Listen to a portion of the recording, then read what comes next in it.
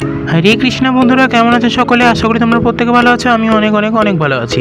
তো দেখতে পাচ্ছ সকালে উঠেই মিষ্টি আর রুটি দিয়ে খেয়ে চলে গেলাম হচ্ছে পড়তে থেকে এসে পড়েছি স্কুলে প্ল্যান মতো।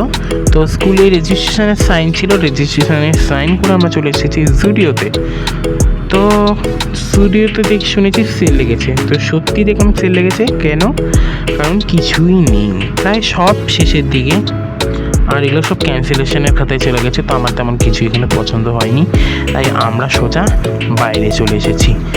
আর যে কটা জিনিস ছিল না, কি বলবো, মানে পছন্দ হচ্ছিলো, কিন্তু তার খুঁটিনাটি জিনিস ছিল আমার পছন্দ হচ্ছিল না, তো আমি নিইনি। আমি এরকম প্রথম করলাম, আমার যে কী লজ্জা লাগছিল, আমি কোনো কিছুতে গিয়ে না কিনে বেরিয়েছি, এটা আমার খুব লজ্জা লাগছিল। যাই হোক, কোনো করার নেই, পছন্দ হয়নি, তো কী করবো। আর দেখো কিপটা হাতছে আমাদের, এত কিপটা, মানে কি বলবো। আমরা প্ল্যান করে এসেছিলাম, তো আমি ওকে বলেছিলাম যাবো, বলে হ্যাঁ যাবো, ও যাবে। তো বললাম কত নিবি? ও বললো 500। আমি বললাম কি 500 টাকা তুই নিয়ে যাবি? হ্যাঁ আমি 500 টাকাই নিয়ে যাবো। আমি তো শুনে অবাক, মনে তোর হবে? বলে হ্যাঁ হবে। তারপরে আজকে ওকে জিজ্ঞাসা করছি কিরে কত এনেছিস? বলছে 200 টাকা এনেছি।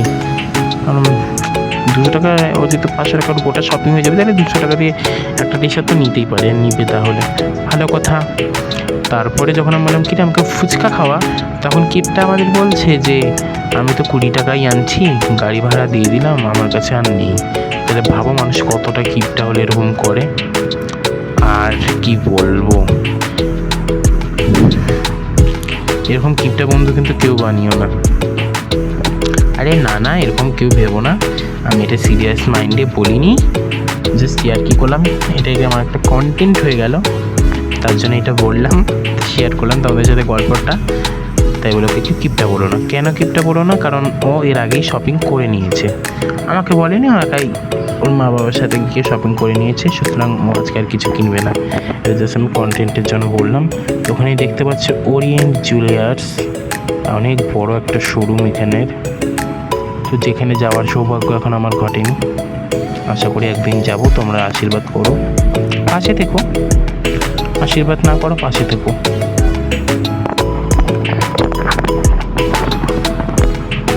তো এসেই পড়েছি এম বাজার। চলো এম বাজার, আমার কাছে না এম বাজার, বাজার কলকাতায় আমার কাছে বেশি স্যাটিসফাইড, কেন জানি না মনে হয়।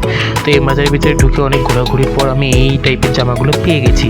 এই টাইপের জামাগুলোতে আমার কী পছন্দ, তোমাদেরকে কী বলবো। আমি তো খুশিতে আত্মহারা হয়ে গেছি। এরকম জামা এর আগেও আমি পরেছি, আর আমার খুবই ভালো লেগেছে। দেখতেই পাচ্ছ মনের ভিতরে কেউ নেই, একদম স্তব্ধ, আমরাই বলে 2-3 জনের মতো আছি।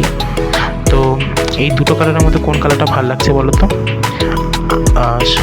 নীলটা ভালো লাগছিল আমার নিচেরটা। তো তোমাদের কোনটা ভালো লাগবে অবশ্যই জানিও। তো আমাকে এটা একদমই ভালো লাগছিল না ট্রায়াল রুমে গিয়ে, তো আমি নিইনি। তোমাদের কি ভালো লাগছে এটা অবশ্যই জানিও। তো কালারটা কেমন হয়েছে, ভালো নিই, তাও তোমাদের কাছে শুনে একটু খুশি হবো যে হ্যাঁ তোমাদেরও ভালো লাগেনি, আমি না নিয়ে ভালোই করেছি। এটা কেমন লাগছে অবশ্যই সবাই জানিও কমেন্টে। এটা কিন্তু আমার বেশ ভালো লেগেছে। তোমাদের কেমন লাগছে অবশ্যই কমেন্টে জানিও, ভালো লাগলেও জানিও, না লাগলেও জানিও। তারপরে আরও একটা জামা নিয়েছি, চলো সেটা ট্রাই করা যাক। আমার কিন্তু এটা খুব ভালো লেগেছে, তো এটা তো আমি নিয়েইছি। এটা কেমন লাগছে বলো তো? এটা এখানে ঠিক দেখাচ্ছে পিঙ্ক কালার, কিন্তু এটা ঠিক পিঙ্ক না, এটা পার্পল আর পিঙ্কের একদম মিউট কম্বিনেশনটা বলা চলে। এটাও আমার খুব ভালো লেগেছে, এটা নিয়ে নিয়েছি। তারপরে নিয়েছি হচ্ছে এটা তো এখানে আমার খুবই ভালো লেগেছিলো মলে, দেখতেই পাচ্ছ আমি সেই স্টাইল পাচ্ছিলাম এটা নিয়ে, কারণ এটা আমার খুব ভালো লেগেছে। আর ভেবেওছিলাম এটা পিকনিকে পরে যাবো, কিন্তু সকালে ওই দিন পিকনিকের দিন পরার পরে তো আমার একদমই ভালো লাগেনি। তো এটা এখন আমার কেন জানি খুব বেকার লাগছে, বেকারে কিনছি মনে হচ্ছে। আর এটার দামই সব থেকে বেশি নিয়েছিল, 600 টাকা নিয়েছিল। তারপরে এসে পড়েছিলাম বাজার কলকাতায়। তো এই যেটার দরকার সেটা আমি নিয়ে নিয়েছি। ওখানে তো টি শার্ট নিয়ে নিয়েছি, কারণ এর আগেও আমি একবার আসলাম তখনও টি শার্টই নিয়েছি, প্যান্ট কিন্তু আমি নিইনি। তো টি শার্টের কালেকশান নিয়ে ভর্তি হয়ে গেছে, সুতরাং এখন আর নেবো না, আবার পুজোর সময় নেব। তখন টোটো করে চলে যাচ্ছি বাড়িতে। দেখছো কত সুন্দর লাগছে আমাকে যে এত সুন্দর লাগে কেন আমি নিজেই বুঝতে পারি না। আমি কিন্তু খুব সুন্দর, আমি গর্বে আমার বুক ফুলে যাচ্ছে।